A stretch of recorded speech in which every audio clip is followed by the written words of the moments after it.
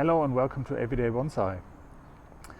This is the first episode of 2023, so just wanted to wish everybody a very happy new year, very happy 2023. We've had a very wet summer here in Auckland, New Zealand so far. There's been a lot of flooding around the area and storms. But nevertheless, the work kind of continues with the bonsai, and I was gonna take the opportunity to show you what I'm going to do to develop my juniper bonsais today. So I've got about 10 Pfizer junipers that I have been training up over the last 3 years. So I bought them about 3 years ago as nursery plants, about 8 years old, and since kind of trained them up.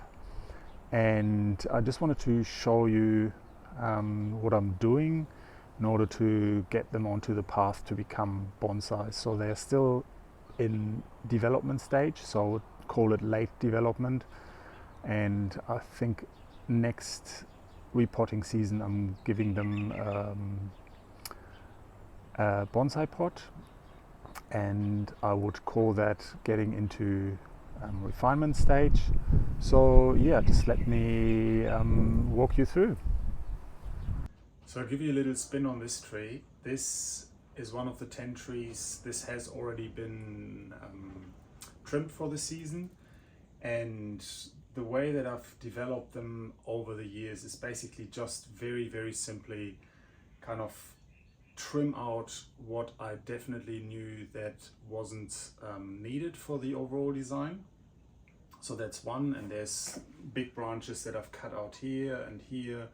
The wounds have already healed very well over the years, and then I've kind of developed the primary branches. So this one, for instance, that one, and then this one here, that one, there's one at the back here. So I am kind of really happy where it's going, and as I said, like next year I think they can come into bonsai pots, because then I'm kind of happy with the overall size of the tree, with the overall development. What I can still improve on, and that's why I've kind of trimmed this as it is trimmed, is that I think I want to have more foliage towards the center of the tree, and want to have a few more options to kind of develop better branches. There's a few ones that I'm not really happy with, so I think the main reason why I've trimmed it that way, so I've kind of trimmed it out quite a bit, is that I want a lot more light to come into the tree, to sort of to the interior of the tree, to the main trunk and to the primary branches, so that there's more chance for new buds to come up, which happens on junipers quite a lot. So they basically just pump out new growth, they just send out a new shoot, and they just come out with new growth straight from the primary branch, or even from the main trunk. So this is why I've cut it down, because if you don't do it, then all the energy will go into these very healthy tips, and they get really bushy, and all the vigor is going into there, and then it's kind of developing a full kind of canopy, and not much light is going to go into the interior branches. And that's really what happens in nature. When you look at an old juniper tree, they have this, if it's a healthy one, they've got this healthy overall envelope, if you want to call it like that, on the outside. And if you take some branches away and look into the inside, it's kind of all dead, and it's kind of all dead twigs, dead branches. The tree decides to not develop some branches any further. All the energy is going to the exterior, as I said, to maintain this envelope, but nothing is gonna happen to the inside. And it's very hard to if you allow that to happen, it's very hard to keep them trimmed to a certain size, which I want to do here. So yeah, just another spin. As I said, I've done that with most of the trees, and I'm going to show you the one that I haven't done it to, and I'm going to show you exactly how I'm going to do it, and yeah, show you on a real example. Yeah, so this is one tree that hasn't been trimmed yet. I trimmed it last year twice, I think, and you can see that all of this growth here is just very, very bushy, very lanky, I mean super healthy, and this is exactly what happens. They just pump out, as I said before, like this growth very densely towards the tip of the branches, so that almost like they have this kind of pom-pom effect, and in the end, if you let it go for another year, it's developing into this full ball of massive growth and new shoots, and not any light is allowed to get into the interior anymore. So you can probably see that here. That's one of those examples where new growth just springs up from the main trunk or from one of the primary branches. If you allow the light to come in, and there's a lot of light here obviously still coming in, but the rest of the tree is super dense and not much light is coming in there anymore.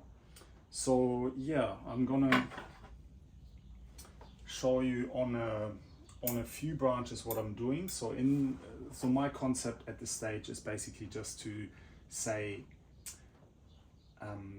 I want to get it in a bonsai pot. So this is one of the only ones that I have already put in a bonsai pot. The reason for that is because I wanted to sell it last year, and I wanted to sell it in a kind of nicer pot than just in a training pot.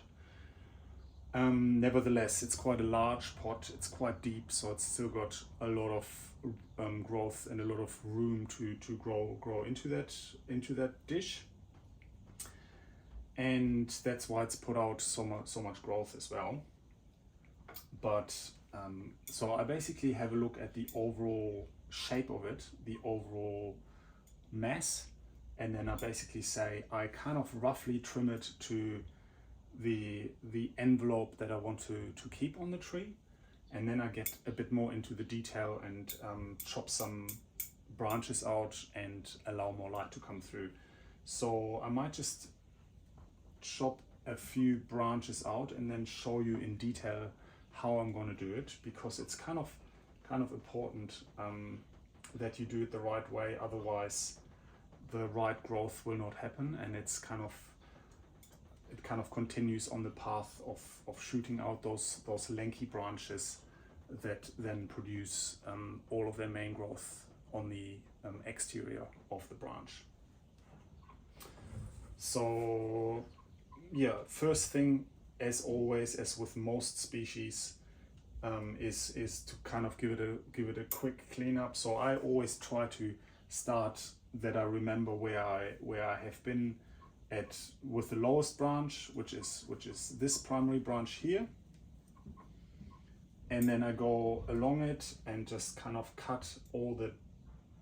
This one doesn't have too much of it, but any dead growth, any growth that I definitely know I will not need in the design, and any branches that kind of point directly downwards or directly upwards, because they are very hard to incorporate into the design if you kind of want to form nice pads and a clean overall appearance.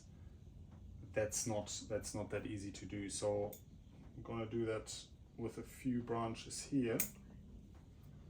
So these ones are ones that point straight upwards.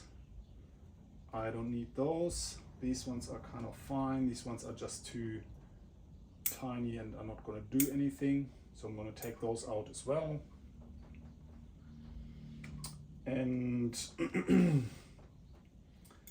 then as far as the overall shape is concerned and envelope is concerned, I think I'm just happy with whatever is happening to this point. So I'm basically, there's one branch coming out here, one branch coming out there. So I'm just gonna chop that right in the middle. So what that allows me is to create some more taper as well in the branch. So these ones will then take off as the kind of new leader of this branch. And I have reduced the length, and also, as I said before, it's basically then allowing new branches or new shoots to come up on this branch further towards the primary branch, because this is a secondary branch. So along here you will then hopefully create new shoots and new branches. So just to demonstrate that on this branch that I've already cut off, it's basically like if I was happy with this as an outline, kind of this overall growth, then I would just choose one of the branches that I want to have as the new leader.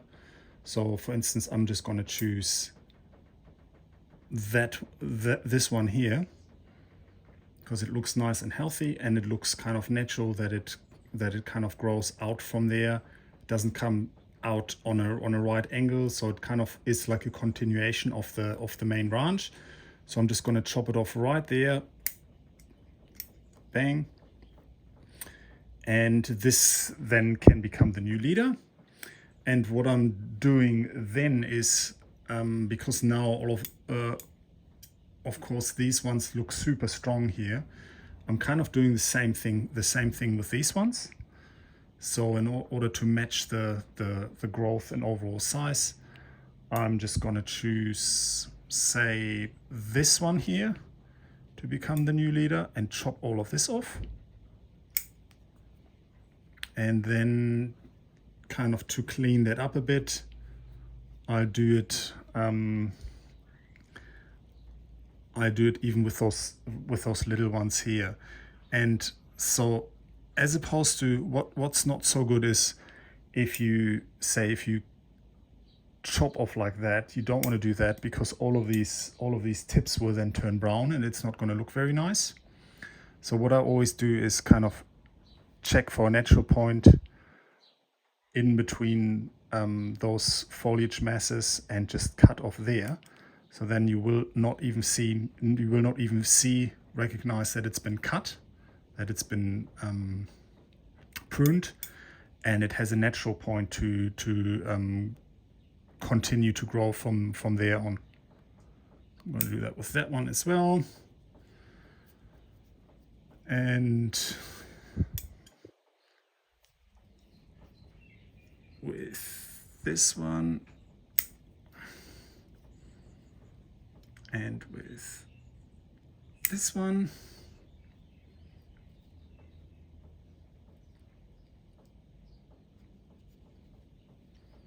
Maybe one more here.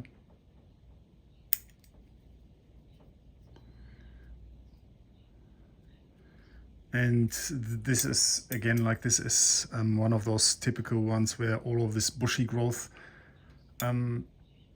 happens. So again, you choose one clear point to cut to, which is this one, and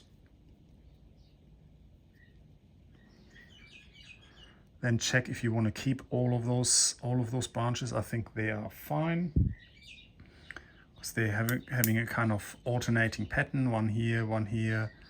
I can probably take this one out, because then I kind of keep this alternating pattern of one branch here on the right, one on the left, one on the right, one on the left. So they are not opposing each other, and it's easier to wire that way as well.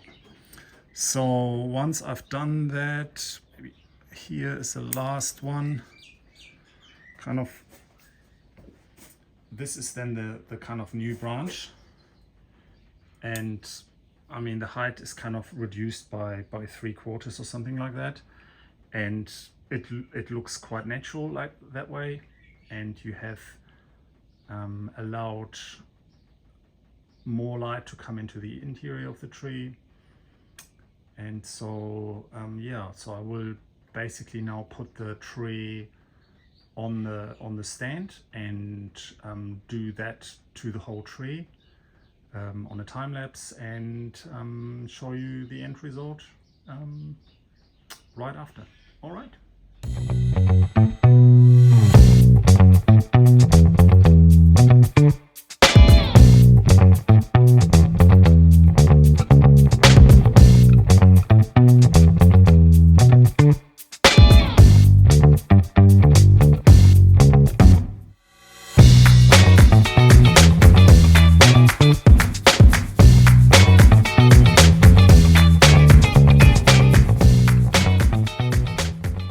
This is probably the end result. It still looks kind of full, but all the branches, and that's probably a good advice, is that all the branches, or all the lower branches, like this one for instance, which is a flimsy one at the moment, but it's quite important in the overall design and it gives me a lot of options.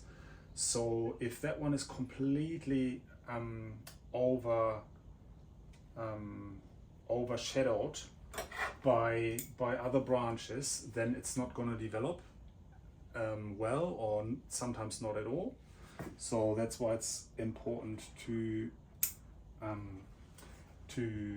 allow that to happen. What else? There's 2 wires on it at the moment, which are basically just for the main trunk and this main branch here, which I'm also now going to take off because it's bitten in nicely, and I don't need them anymore. And yeah, I'm just going to do that now, and then I'm going to show you the tree once more at the end.